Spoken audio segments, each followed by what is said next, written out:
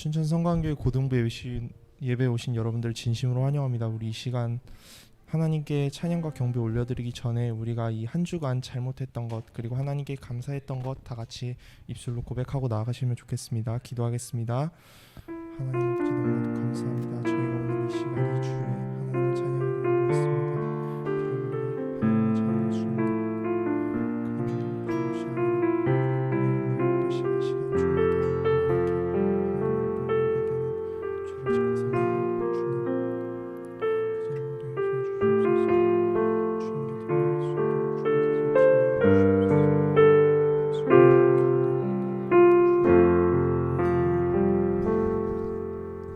시간 전능하신 나의 주 하나님 찬양할 때 다 같이 우리 전능하신 나의 주 하나님을 높일 수 있는 경배할 수 있는 그런 시간이 되길 간절히 소망합니다. 전능하신 나의 주 하나님 같이 찬양하시겠습니다.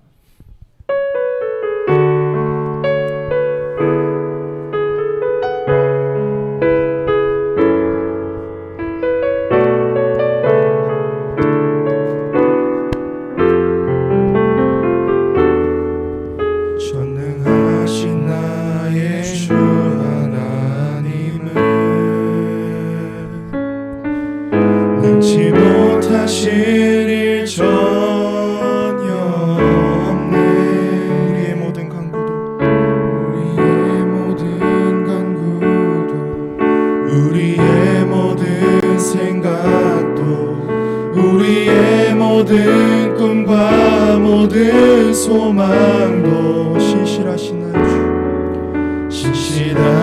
나의 주 하나님은 우리의 모든 괴로움 바꿀 수 있네. 불가능한 일 행하시고 죽은 자를 일으키시니 그를 이길 자 아무도 없네. 주의 말씀 의지하여 깊은 곳에 금을 던져 오늘 그가 놀라운 일을 이루시는 것 보라. 주의 말씀 의지하여 깊은 곳에 금을 던져 믿는 자에게 능치 못함 없네. 다시 돌아갑니다. 전능하신 나의 주 하나님은 능치 못하실 일 전혀 없네. 우리의 모든 간구도 우리의 모든 생각도 우리의 모든 꿈과 모든 소망도 신실하신 나의 주 하나님은 우리의 모든 괴로움 바꿀 수 있네. 불가능한 일 행하시고 죽은 자를 일으키시니 이 시간 다 같이 하나님의 능력을 찬양하셨으면 좋겠습니다. 주의 말씀 의지하여 깊은 곳에 금을 던져 오늘 그가 놀라운 일을 이루시는 것 보라. 주의 말씀 의지하여 믿음으로 금을 던져 믿는 자에게 능치 못함 없네. 믿는 자에게 능치 못함 없네. 믿는 자에게 능치 못함 없네. 우리 시간 계속해서 주의 은혜 주의 능력 찬양하시면서 하나님 앞으로 나가시면 좋겠습니다. 계속해서 다음 찬양 주 은혜임을 찬양하시겠습니다.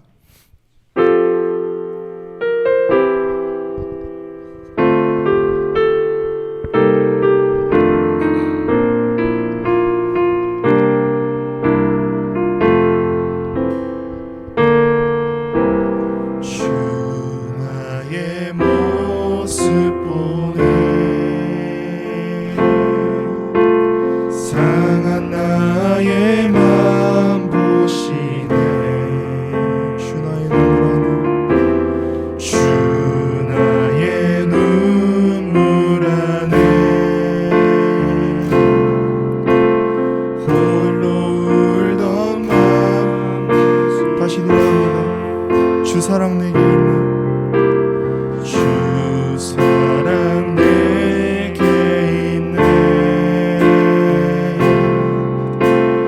그 사랑이 날 채우네.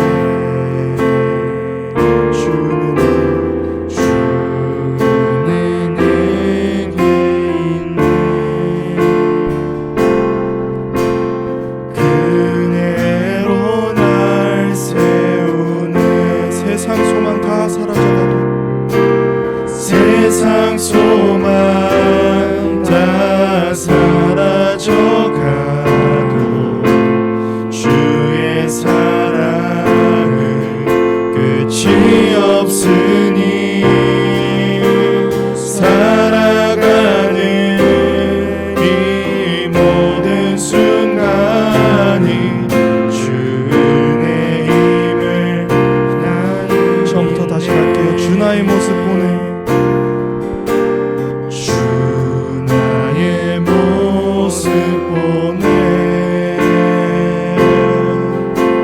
상한 나의 마음 보시네. 주 사랑을 우라네.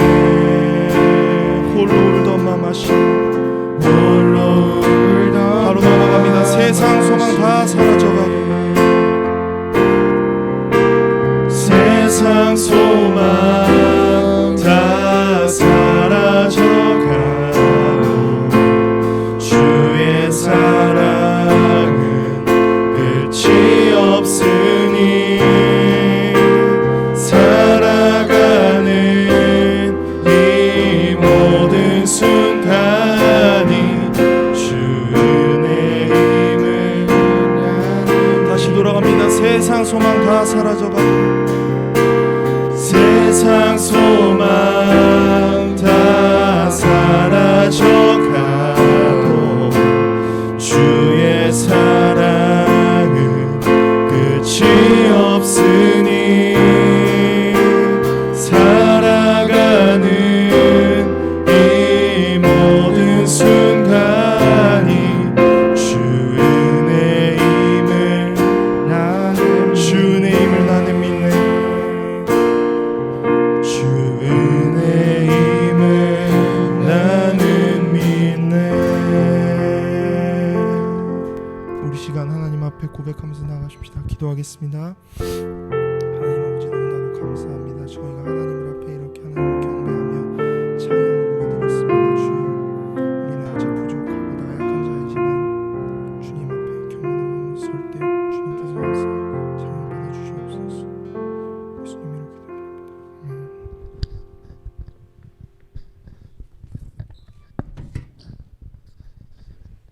기도하겠습니다. 하나님, 끝나지 않을 것 같은 겨울이 끝나고 또 봄을 주셔서 감사합니다. 하나님, 우리는 바람 하나, 빛 하나도 만들어내지 못하는 정말 작은 인간임을, 또 하나님은 계절과 세월을 주관하시는 정말 크신 분임을 고백합니다. 하나님, 새 봄에 우리 몸뿐만 아니고 우리 영혼도 다시 기지개를 켭니다. 하나님, 우리 사랑하는 친구들 하나님 향해서 더 자라나는 이 봄이 될 수 있도록 하나님, 우리 친구들 사랑하고 축복해 주세요. 새로운 학기를 또 시작했습니다. 작년을 돌아보면 이 학기에 우리가 학교를 얼마나 가게 될지, 앞으로 우리가 공부를 어떻게 하게 될지 우리는 전혀 알 수가 없습니다. 하나님, 우리 친구들 지켜주시고 세상이 어떻든지 하나님을 잃지 않고 바라볼 수 있도록 붙잡아 주세요. 특별히 지금 온라인으로 같이 예배드리는 친구들, 예배를 잊어버리지 말고 꼭 예배드릴 수 있도록 하나님 붙잡아 주세요. 하나님, 오늘 특별히 우리 춘천의 학교들을 위하여 기도합니다.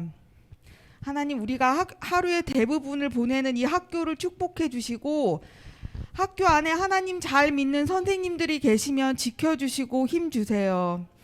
또 많은 선생님들이 하나님을 알 수 있게 주시고, 학생들을 위하여 기도하는 많은 선생님들이 일어날 수 있도록 하나님 축복해 주세요.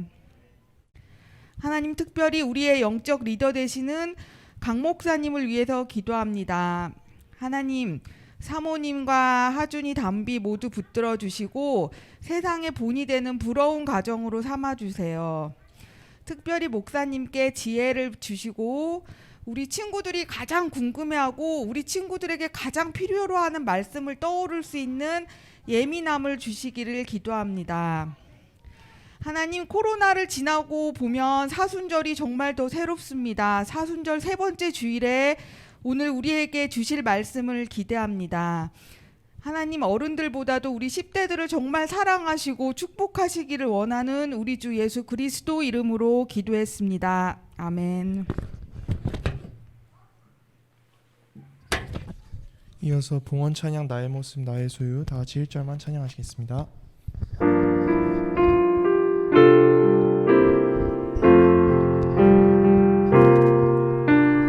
나의 모습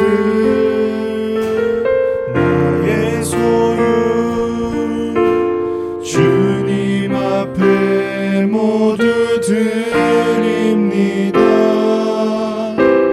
모든 아픔 모든 기쁨 내 모든 눈물 받아주소서. 나의 생명을 드리 주 영광 위하여 사용하옵소서. 내가 사는 날 동안에 주를 찬양하며 기쁨의 제물 되리. 나를 받아주소서.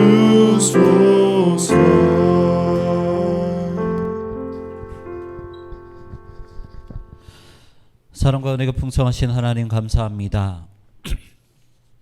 정말 모든 것이 주님의 은혜임을 고백합니다. 세상의 소망 다 사라진다 할지라도 주님은 영원한 우리의 소망이시오니 주님 한 분 붙잡고 나아갈 때 이 세상이 무너지는 경험을 하더라도 우리는 끝까지 다시 한번 일어남을, 그렇게 일어날 수 있음을 고백합니다. 하나님, 이 자리 가운데 나오게 하신 그 주님의 은혜를 찬양합니다. 우리가 이 자리에서 그냥 한 시간을 흘려보내는 것이 아니라 하나님을 만나는 시간 되게 하여 주시옵시고 하나님의 은혜를 우리 마음판에 고이 새겨 돌아가는 이 시간 될 수 있도록 인도하여 주시옵소서. 한 주 동안 살아가면서 하나님께 감사하는 그 마음과 함께 우리의 예물을 주님 아버지 앞에 올려드렸습니다. 우리가 주님 더욱더 많은 것으로 하나님 아버지 앞에 올려드릴 수 있도록 우리 사랑하는 친구들의 그 모든 진로와 가정과 그들의 부모와 그들이 처한 그 모든 환경 가운데 복을 허락하여 주셔서 하나님 아버지 앞에 감사하고 또 받은 것에 감사하며 하나님 아버지 앞에 더욱더 많은 것을 올려드릴 수 있는 우리 사랑하는 친구들 될 수 있도록 주님 인도하여 주시옵소서. 물질보다 마음입니다. 두 렙돈의 과부의 그 마음을 받으셨던 그 하나님, 우리 역시나 가난하고 약하지만 그 두 렙돈의 그 마음을 주님 아버지 앞에 올려드릴 수 있도록 주님 은혜를 베풀어 주시옵소서. 감사드리며 예수님의 이름으로 기도하옵나이다. 아멘.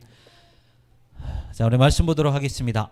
자, 말씀 이사야서 42장으로 갈게요. 자, 목사님이 가지고 있는 성경으로는 구약성경 1018페이지입니다. 1018페이지. 네, 역동적 임재, 은닉적 임재. 조금 말이 어렵긴 하지만 이사야서 42장 14절부터 17절까지 자, 목사님하고 교독할게요. 자, 목사님 먼저 14절 말씀 읽겠습니다. 내가 오랫동안 조용하며 잠잠하고 참았으나 내가 해산하는 여인같이 부르짖으리니 숨이 차서 심히 헐떡일 것이라.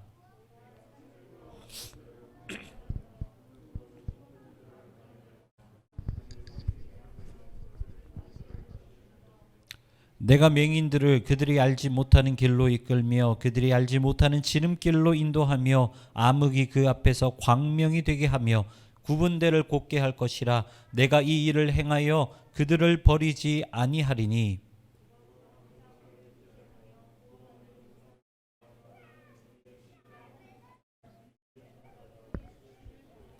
아멘. 다시 한번 기도합니다.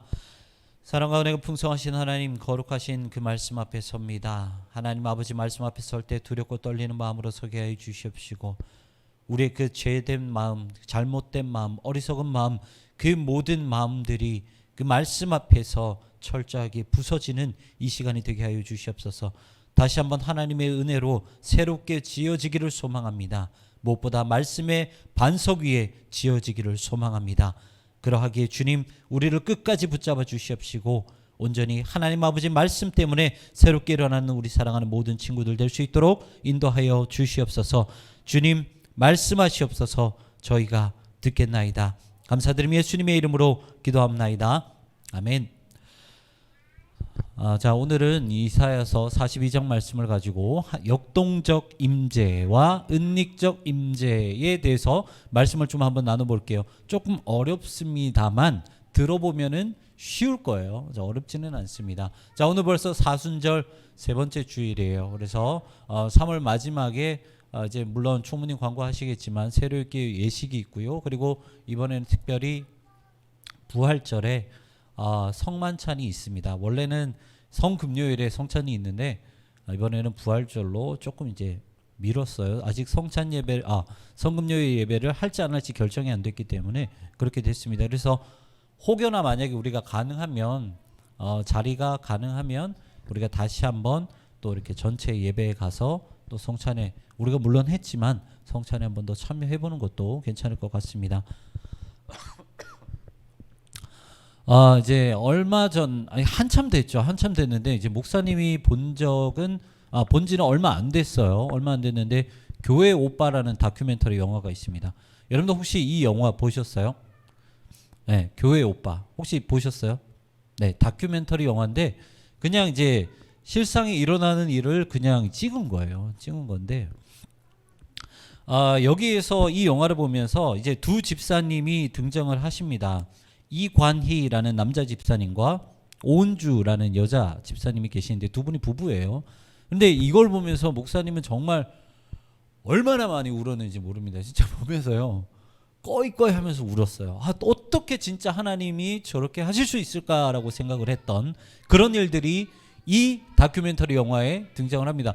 혹시나 여러분들 안 본 친구들이 있다면 반드시 한번 보세요. 휴지를 잔뜩히 가지고 한번 보십시오. 대충 이야기를 말씀드리면 이거예요. 두 분이 사랑해서 이제 결혼을 했습니다. 말 그대로 교회 오빠고 교회 동생이었어요. 결혼을 했는데 사랑하는 딸이 태어났어요. 사랑하는 딸이 태어나고 산후조리원에서 나오는 그날 청천벽력과 같은 그런 소식을 듣게 됩니다. 바로 남편 이관희 집사님이 대장암 사기라는 소식을 듣게 됩니다. 그리고 그 소식으로 충격을 받은 어머니께서는 돌아가시게 되죠. 그리고 항암 치료에 들어가게 돼요. 근데 항암 치료를 받고 나서 채 일주일도 되지 않아서 아내인 집사님께서 혈액암 사기 판정을 받습니다. 짧은 기간에 이 모든 일들이 일어나요. 이 드라마를 보면 그런 일들을 경험하게 되고 어떻게 치료를 받고 어떻게 이분들이 신앙으로 이겨내려고 노력하는지에 대해서 기록이 되어 있어요. 이 영화를 보면서 목사님은 솔직히 말할게요. 이 마음이 들더라고요. 한 집에서 이런 일이 한 명이라도 일어나기도 힘든데, 그리고 한 명이 만약에 이렇게 심한 암의 판정을 받으면 정말 온 가족 전체가 힘들고 피곤하게 되고 어려워지게 되고 낙심하게 되는데, 한 가정에 이렇게 아픈 일들이 연속적으로 일어나게 될까? 그러면서 목사님 마음에 이런 생각이 들었어요. 과연 하나님은 살아계신가? 하나님이 살아계시다면 어떻게 신실하게 신앙생활을 했던 이 집을 이렇게 처참하게 짓밟아 버리실 수 있는 걸까? 그들이 믿고 있는 하나님은 존재하고 계실까? 이런 마음이 들더라고요. 여러분들 신앙생활할 때요, 절대로 수동적으로 신앙생활해서도 안 되고요, 기계적으로 신앙생활해도 안 됩니다. 여러분들 신앙생활은 철저하게 능동적으로 하셔야 돼요. 능동적으로 신앙생활을 하면서 여러분들의 삶 가운데서 여러분들의 그런 대학 진로의 문제를 놓고 여러분들의 가정의 문제를 놓고 여러분들의 앞으로의 인생을 놓고 능동적으로 신앙생활을 하면서 철저하게 부딪히면서 깨지면서 그 안에서 왜 하나님은 나에게 이러한 어려움을 주실까라는 그 문제를 가지고 어디에서 말씀에서 대답을 찾는 것이 신앙생활이에요. 절대로 수동적으로 해서는 안 돼요. 내가 이렇게 가라니까 끌려다니고 내가 부모님이 이렇게 하라니까 이 기계적으로 끌려다니고 죄송하지만 그것은 신앙생활이 아니고요. 여러분들의 생각을 가지고 여러분들의 마음을 가지고 신앙생활을 하시는 게 진짜 신앙생활입니다. 철저하게 깨지셔야 돼요. 철저하게 부딪히면서 그 문제를 가지고 하나님의 말씀을 가지고 그 안에서 대답을 찾아내셔야 된다는 거죠. 여기 계신 이 두 집사님도 그렇게 하셨어요. 정말 마음 아픈 소식을 가지고 치료를 받으면서 매일매일 예배를 드리시고 몸이 아픈 걸 가지고 솔직한 심정으로 하나님께서 나에게 응답 안 하시는 것 같아. 찬양을 하는데 하나님이 나에게 아무런 말씀 안 하시는 것 같아. 말씀을 읽는데 하나님이 나에게 아무 말씀 안 하시는 것 같아. 여보, 너무 무서워. 너무 두려워. 이런 이야기들을 계속해서 두 분이 나눠주고 받으면서 끝까지 말씀 앞에서 끝까지 예배 안에서 하나님의 응답을 찾으려고 하고 말씀을 찾으려고 하고 대답을 찾으려고 했어요. 이 두 분이. 신실한 그리스도인이요. 하나님을 신실하게 믿고 다른 사람들을 정말 열심을 다해서 섬기는데 그들에게 이러한 일들이 일어나면 보는 사람도 안타까울 수밖에 없고요. 당하는 당사자는 실족할 수밖에 없다는 거예요. 그런데 이 말씀을 여러분들에게 왜 드리냐면 단순히 이것이 영화이기 때문에 다큐멘터리이기 때문에 다른 사람들의 일이기 때문에 안타깝다라는 눈으로 보아서는 안 된다라는 것이죠. 언제든지 이렇게 힘들고 어려운 고난이 우리에게도 충분히 찾아올 수 있다라는 거예요. 그렇다면 우리가 이런 일이 생길 때 우리는 말씀 안에서 어떻게 해답을 찾아야 되고 어떻게 우리가 그것을 이겨내며 신앙생활을 해야 될지 오늘 말씀을 통해서 좀 알아보려고 합니다. 이스라엘 백성들은요, 하나님께 선택받은 백성이었어요. 그렇죠? 네, 나오네요. 하나님께 선택을 받고 하나님께 복을 받은 민족이에요. 아브라함을 선택하셨고요. 아브라함을 통해서 이스라엘 백성을 만드셨고요. 애굽의 제국을 무너뜨렸어요. 10가지 재앙과 그리고 홍해 사건으로 인해서.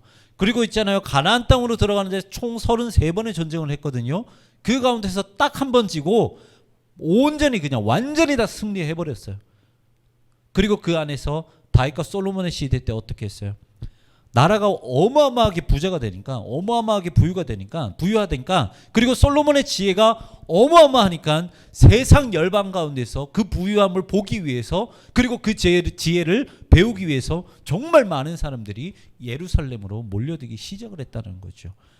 이처럼 이스라엘 백성은요, 하나님께 선택받은 선민이었고요, 하나님께 복을 넘치게 받은 민족이었다는 거예요. 그런데 여러분들 성경을 조금이라도 알 거 아니야?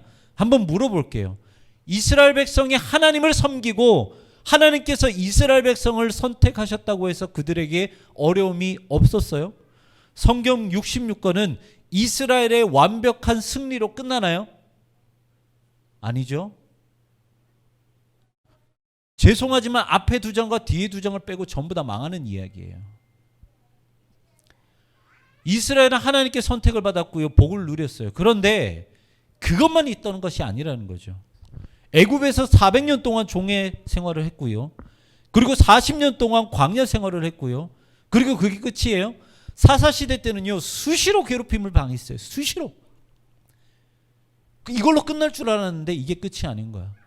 이렇게 왔다 갔다 사사시대를 할 때 하나님께서 도와주시고 다시 한번 편해졌다가 다시 한번 외세의 그런 침략을 받았다가 이게 좀 반복이 돼서 괜찮아질 줄 알았는데, 그래, 역시나 하나님께서는 이스라엘을 보호하시는구나 라고 생각할 줄 알았는데 웬걸? 그걸로 끝인 게 아니라 점점 가면 갈수록, 시간이 갈수록 망해가고 있는 이스라엘의 모습을 보여주고 있다는 거죠. 성경에서는 남과 북이 갈라지기 시작을 해요. 그리고 이 북이스라엘과 남유다는 점점 하나님을 떠나기 시작을 하죠.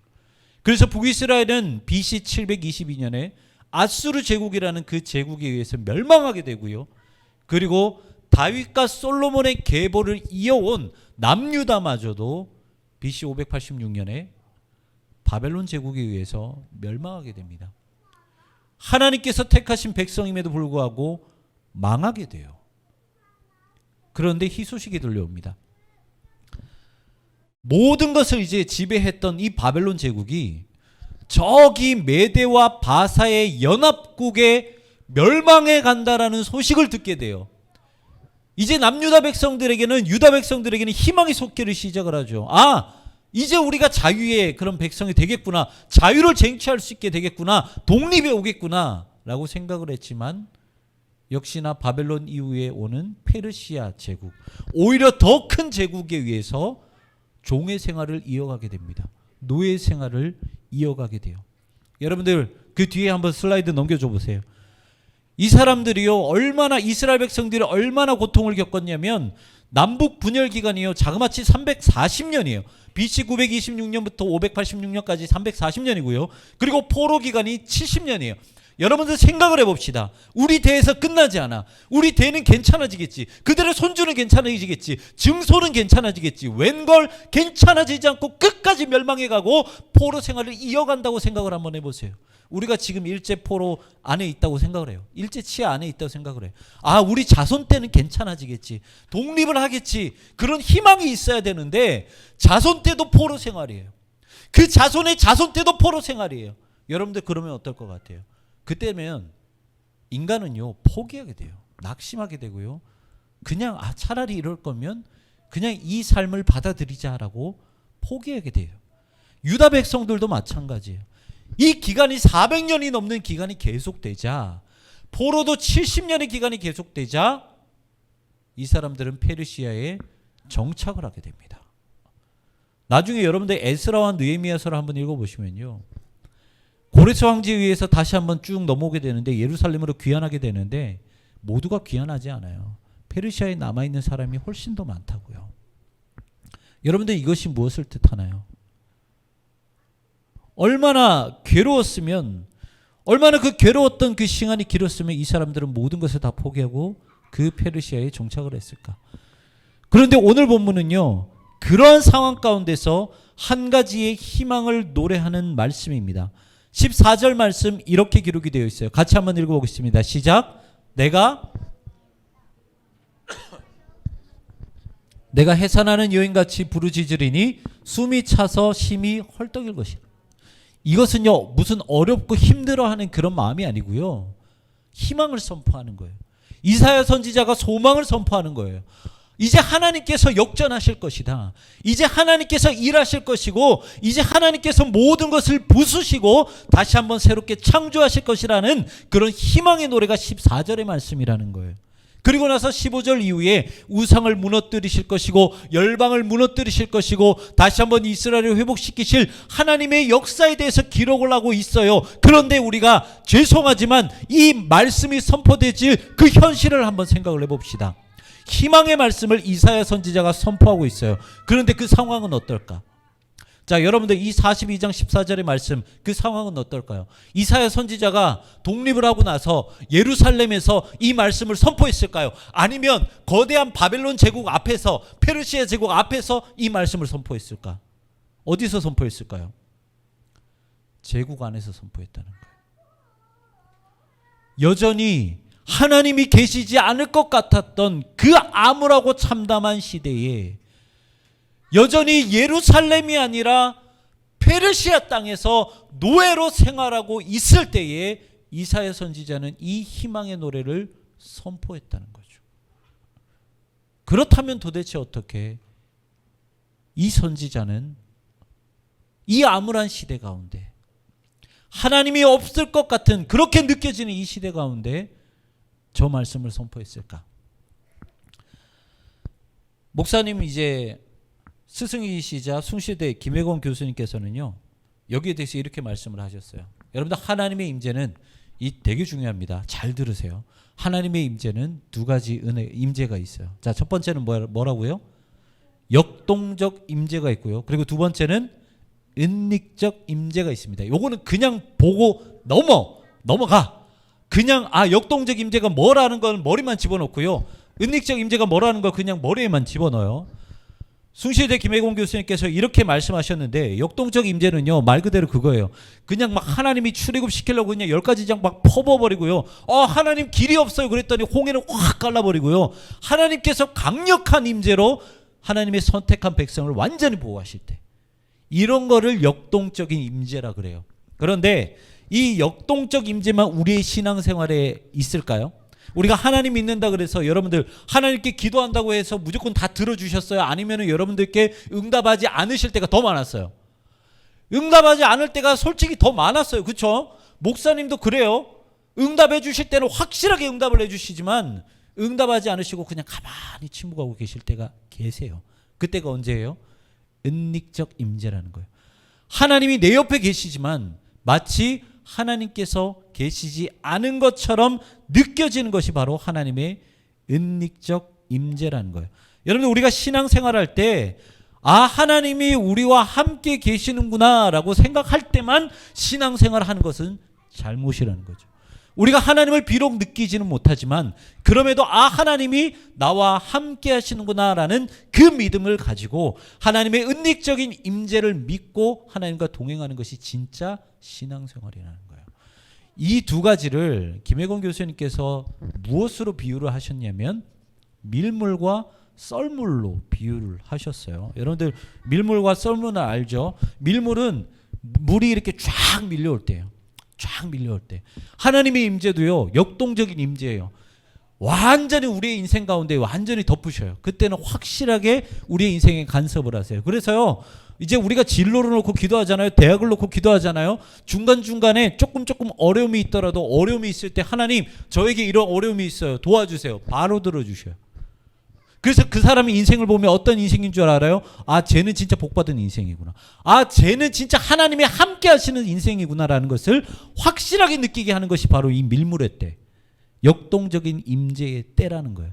그런데 여러분들 그거 아세요? 밀물과 썰물은 몇 시간을 주기로 돌아가는 줄 아세요? 정확하게 12시간 25분마다 밀물과 썰물의 주기가 바뀝니다. 우리의 인생도 똑같다라는 거예요. 여러분들의 인생에 밀물과 같은 은혜, 하나님의 역동적인 임재가 있으면 반드시 어떤 일이 일어난다고요? 밀물이 있으면 정확하게 12시간 25분에 썰물이 있게 된다는 거예요. 우리 인생에 밀물이 있잖아요. 그러면 썰물의 인생도 우리가 경험하게 된다는 거죠. 아니 죄송하지만 그 시간은 오히려 더 길어요. 밀물 때는 기도만 하면 감사가 나오지만 썰물 때는 물이 쫙 빠져서 묻이 드러나는 것처럼 땅이 드러나는 것처럼 우리의 연약함이 있는 그대로 다 드러나요. 우리의 민낯이 있는 그대로 다 드러나요. 우리의 잘못이 드러나고요. 그리고 그때는 정말 인간의 힘으로 어떻게 할 수 없는 그저 그냥 숨만 허덕이면서 하나님 살려주세요 이렇게 대답을 할 수밖에 없는 외칠 수밖에 없는 그러한 상황에 처해지게 된다라는 거죠. 어쩌면은 밀물의 인생보다 저와 여러분들의 인생 가운데 썰물의 인생이 더 길 거예요. 그리고 그때마다 하나님께 기도를 했을 때 하나님은 여전히 응답하지 않으신다는 거죠. 나의 민낯은 드러나고 나의 어려움은 계속해서 쌓여져 가는데 하나님은 썰물처럼 임재하지 않으세요. 그리고 그 시간이 가면 갈수록 우리는 포기하게 되고 하나님을 저버리게 되고 여기서 많은 그리스도인들이 하나님을 떠나게 됩니다. 누구처럼? 유다 백성들처럼. 하나님의 임재가 없자 하나님의 기도의 응답이 없자 페르시아 땅에 그냥 정착하고 살았던 유다 백성들처럼 썰물의 인생 가운데 하나님의 은닉적인 임재를 발견하지 못하고 하나님께서 나에게 응답하지 않으시는구나. 그 시간이 지속되면 지속될수록 어떻게 된다고요? 포기하게 되고 하나님을 버리는 인생을 살아가게 된다는 거예요. 그런데 여러분들 우리가 알아야 될 것은요. 하나님의 역동적인 임재를 붙잡는 것이 아니라 하나님의 은닉적인 임재를 붙잡아야 된다는 거예요. 그것이 어디에 잘 기록이 되어 있냐면 요셉의 내용에 잘 기록이 되어 있습니다.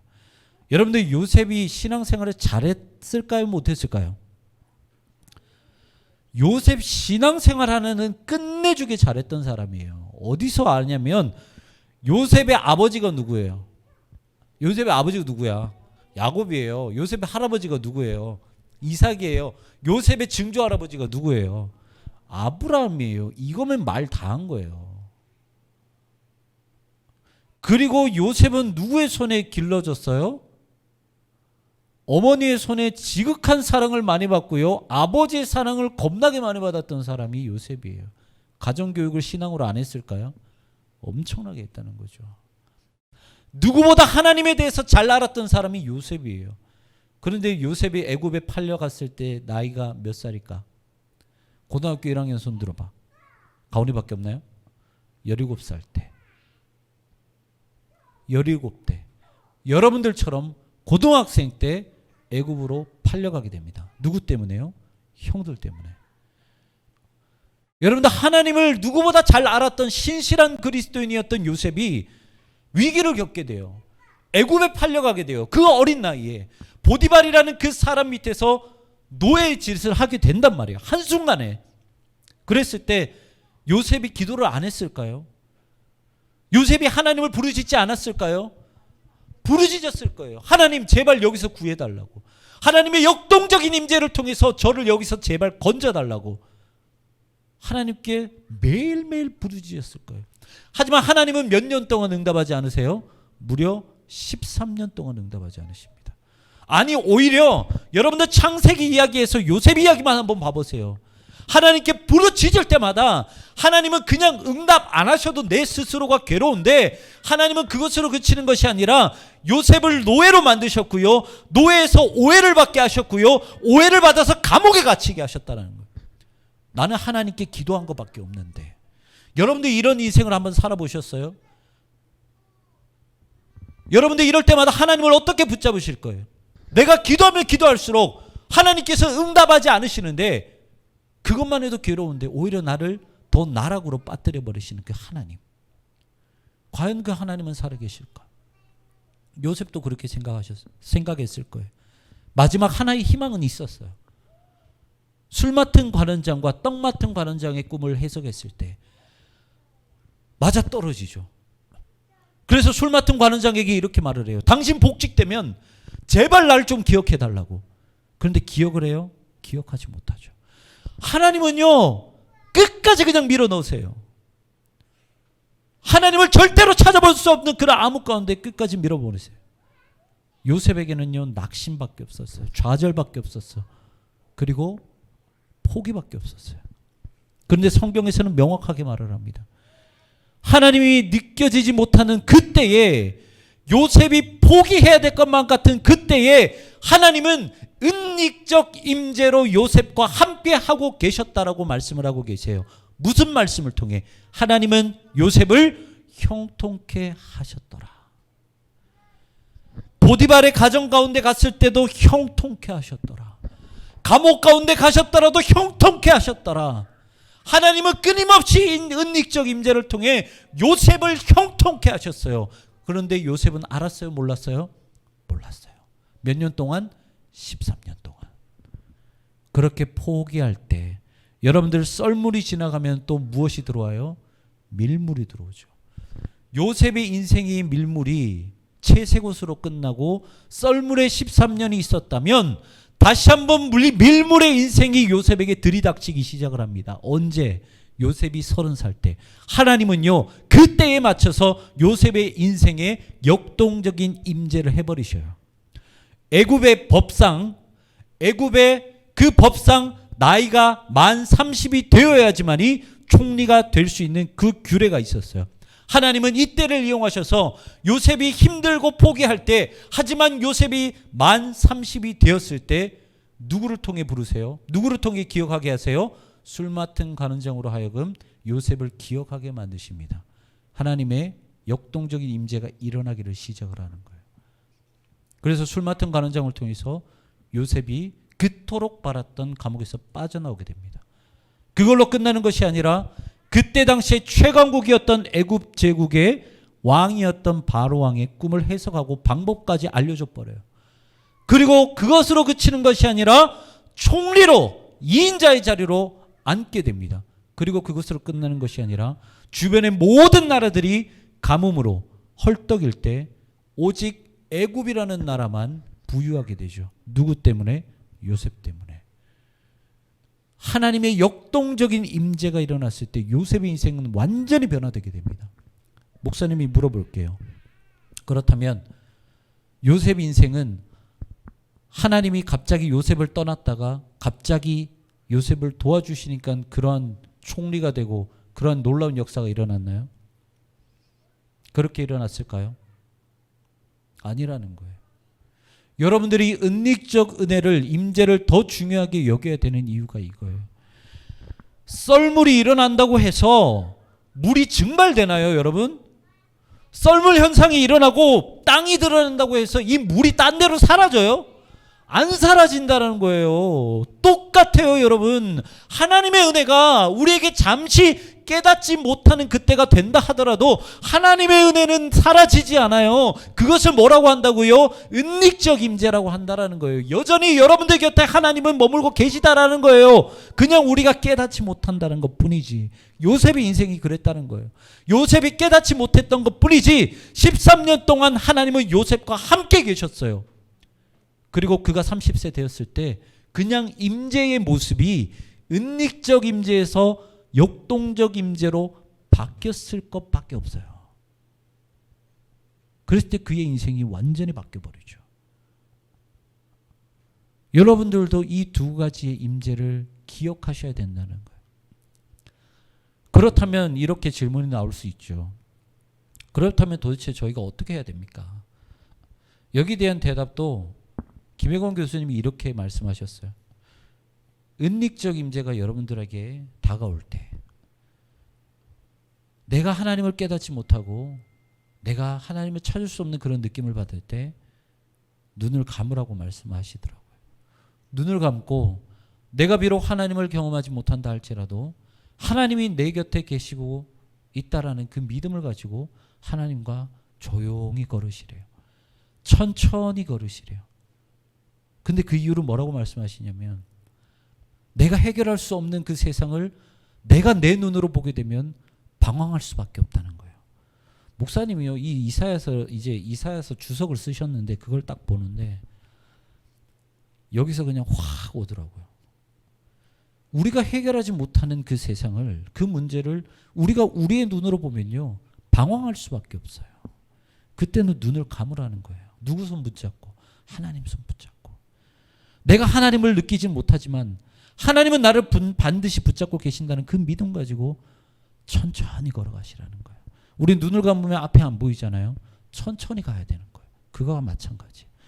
여러분들 가운데 은닉적 임재가 임한다면 여러분들 하나님 손 붙잡고 눈을 감고 여러분들의 시각이 아니라 하나님의 시각으로 천천히 걸어가십시오.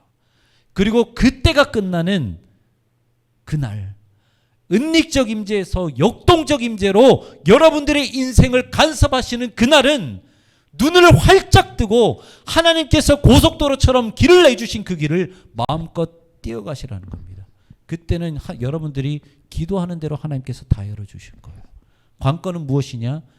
은닉적 그 길, 그 썰물과 같은 그 인생길을 여러분들이 하나님 붙잡고 어떻게 가시느냐, 그것이 문제라는 거예요. 여러분들 사순절은요 누구보다 하나님이 없는 것을 느껴질 때입니다. 하나님이라고 생각했던 예수님이 고난을 받고 십자가에 달려 죽으셨어요. 쉽게 말하면 하나님이 죽으셨다는 거예요. 이만큼 하나님의 음재를 경험하지 못하는 시간이 어디 있겠어요. 그런데 하나님이, 예수님이 무덤 속에 계신다고 해서 하나님의 존재가 사라지는 걸까요? 하나님의 임재가 없어지는 걸까요? 아니라는 거예요. 하나님은, 우리 주님은 부활이라는 역동적인 임재를 위해서 죽음이라는 은닉적 임재의 시간을 보내고 계셨다는 거예요. 그게 사순절 기간입니다. 여러분들이 사순절 기간 때 훈련을 해야 되는 것은 바로 그거예요. 역동적 임재만 가지고 내가 신앙생활을 해야 되지라는 그런 착각에서 벗어나시고, 아, 이렇게 못 느껴질 때도 하나님은 나와 함께 계시는구나. 그 은닉적 임재를 배우고 훈련하는 시간이 바로 사순절 기간이라는 것입니다. 그래서 여러분들이 이 기간 때 좀 그런 하나님의 놀라운 임재를 좀 경험하시고 그리고 느끼셨으면 좋겠어요. 우리 여기 불만 좀 꺼주시겠어요? 그래서 우리가 말씀을 놓고 기도할 때 좀 기도했으면 좋겠습니다. 분명한 것은요, 목사님이 뭐 여러분들보다 살았으면 뭐 얼마나 더 살았겠어요. 여기 계신 선생님들이 더 많은 인생을 사셨고요, 그리고 여러분들의 할머니 할아버지들이 더 많은 인생을 사셨어요. 그분들한테 가서 물어보십시오. 100이면 100 이렇게 말씀하실 거예요. 내가 밀물과 같은 인생을 살았던 것보다 썰물과 같은 인생을 더 많이 살았다고. 하나님께 응답을 받은 그 시간보다 하나님께 응답받지 못하는 그 시간이 더 많았다고. 그런데 그분들이 왜 끝까지 신앙을 붙잡고 가셨는 줄 알아요? 은닉적 임재를 아셨기 때문이에요. 끝까지 우리를 붙잡고 계시는 하나님이 계시다라는 사실을 아셨기 때문이에요. 여러분들도 그 신앙을 알기를 원합니다. 발견하기를 원합니다. 이 시간 우리 기도했으면 좋겠습니다. 하나님, 우리도 그것을 깨닫게 하시옵소서. 은닉적 임재도 경험하게 하시옵소서. 끝까지 우리를 포기하지 않으시는 주님을 경험하게 하시옵소서. 사순절 기간 역동적 임재만 바라봤던 그것이 신앙생활이라고 느꼈던 우리의 생각을 내려놓게 하시고, 우리가 비록 느끼지 못한다 할지라도 그럼에도 불구하고 우리와 늘 함께 계시는 그 하나님, 그 하나님을 경험하는, 그리고 그것을 배우는, 훈련하는 이 시간이 되게 해달라고 우리가 간절한 심령으로 기도하며 나아가겠습니다. 기도합니다. 사랑이 많으신 하나님 감사합니다. 사랑이 많으신 주님, 우리 그 부족함과 연약함을 하나님 아버지 앞에 내려놓습니다. 하나님 아버지, 우리는 역동적인 임재만, 그것이 하나님께서 우리와 함께 계신다라는 것만 알았습니다. 그것이 진짜 신앙이고 그것이 진짜 믿음이라는 것을 알았습니다. 그래서 하나님께 응답받지 못하면 우리 스스로 채찍하고, 하나님께 응답받지 못하면 우리의 신앙이 헛된 신앙이구나, 가짜 신앙이구나 라고 스스로 정죄할 때도 많았습니다. 하지만 하나님 아버지, 이 시간 이 말씀을 기억하며 주님 아버지 앞에 새롭게 나아가기를 원합니다. 하나님 아버지, 우리가 느끼지 못한다 할지라도 늘 우리와 함께 하시는 그 하나님의 은닉적 임재를 우리가 고백하게 하여 주시옵소서. 우리가 믿게 하여 주시옵소서. 그래서 주님, 정말 썰물과 같은 인생, 정말 우리가 어떻게 하지 못해서 그냥 숨만 헐떡일 수밖에 없는 그런 인생을 살아갈 때도 하나님 아버지께서는 우리를 끝까지 포기하지 않으시고 우리를 붙잡고 계시다라는 그 믿음을 알게 하심으로 말미암아 하나님, 우리가 우리 앞으로의 그 모든 인생을 놓고 보았을 때 절대로 하나님 아버지 앞에서 주저앉거나 포기하거나 엎드려지는 그런 인생을 살아가지 않도록 주님 아버지 인도하여 주시옵소서. 우리 사랑하는 친구들을 위해서 기도합니다. 우리 사랑하는 친구들을 위해서 축복합니다. 하나님 아버지, 그들의 진로에 있어서, 그들의 대학에 있어서, 그들의 앞으로 있어 그 모든 그 비전과 그 모든 꿈을 향해 나가는 그 모든 길에 있어서 하나님 아버지 좌절과 포기가 없습니다. 하나님 아버지, 그것은 하나님 아버지의 그 권능의 오른팔로 붙잡아 주시기 때문입니다. 하나님, 이 믿음이 주님 아버지 어떤 상이 올지라도 주님 그 믿음이 사라지지 않게 하여 주시옵소서. 그 믿음을 포기하지 않도록 주님 아버지 하여 주시옵소서. 그래서 주님 아버지 역동적인 임재뿐만 아니라 은닉적인 하나님 아버지의 그 임재를 붙잡음으로써 주님 아버지 언제나 힘들 때나 기쁠 때나 감사할 때나 주님 아버지 슬플 때나 그 어느 때이든지 하나님 아버지 한 번만 믿고 의지하며 나아가는 우리 사랑하는 친구들 될 수 있도록 주님 아버지 인도하여 주시옵소서. 온전히 주님 아버지 앞에 우리의 모든 것을 맡겨드리며 나아갑니다.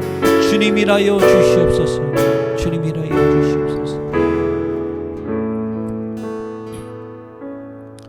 사랑의 주님, 하나님 아버지께서는 우리를 늘 붙잡고 계시고 우리와 함께 계심을 고백하며 나아갑니다. 우리가 깨닫지 못한다고 해서 하나님의 존재가 사라지는 것이 아니요, 우리의 어리석음과 우리의 연약함 때문에 그것을 깨닫지 못함을 다시 한번 고백합니다. 하나님, 오늘 말씀을 통해서 우리가 역동적인 하나님의 임재, 그 하나님의 역사하심만 바라보았던 그런 연약한 신앙생활을 했다면 주님 거룩하신 그 십자가 앞에 내려놓게 하여 주시옵시고, 우리가 비록 깨닫지 못한다 하더라도 끝까지 우리를 붙잡고 계시는 그 끝까지 우리와 함께 계시는 하나님의 은닉적 임재를 깨닫게 하심으로 말미암아 우리가 어떤 상황에 처해 있든지 간에 하나님께서 우리와 함께 계신다는 그 믿음을 절대로 포기하지 않는 우리 사랑하는 모든 친구들과 선생님들 될 수 있도록 인도하여 주시옵소서. 그래서 주님, 썰물과 같은 그 인생, 그 말 못한 고난과 어려움을 걸어가는 그 인생을 살아간다 할지라도 그 주님의 거룩하신 그 은닉적 임재를 붙잡아 버티고 인내하며 믿음으로 살아가, 그리고 그 이후에 하나님 아버지께서 다시 한번 그 밀물과 같은 인생을 우리에게 부어주시고 그 역동적인 그 임재, 그 놀라운 역사하심을 우리에게 부어주실 때 우리가 하나님 한 분 붙잡고 하나님 아버지 앞에 마음껏 기도하며 이 세상 가운데 승리함을 경험하며 나아가는 우리 사랑하는 친구들과 선생님들 될 수 있도록 또한 은혜를 베풀어 주시옵소서. 그래서 사나 죽으나 우리가 주님 아버지 앞에 가는 그날까지 온전히 하나님 아버지의 임재를 기억하고 아버지의 은혜에 감사하며 하나님 아버지 앞에 영원토록 승리의 찬양 올려드릴 수 있는 우리 사랑하는 모든 고등부 될 수 있도록 인도하여 주시옵소서. 지금은 우리 주 예수 그리스도의 은혜와 하나님의 값없으신 사랑하심과 성령님의 내주교통 위로하심과 역사 충만하심이 썰물의 인생이든지 밀물의 인생이든지 때론 우리와 잠잠히 동행하시고 때론 역동적으로 임재하셔서 늘 우리와 가장 가까이 계신 하나님을 신뢰하며 이 사순절 기간 그 하나님의 깊은 사랑과 은혜를 경험하기를 소망하는 사랑하는 모든 고등부 친구들과 선생님들 위해 이제로부터 영원까지 함께 하시기를 축원하옵나이다. 아멘.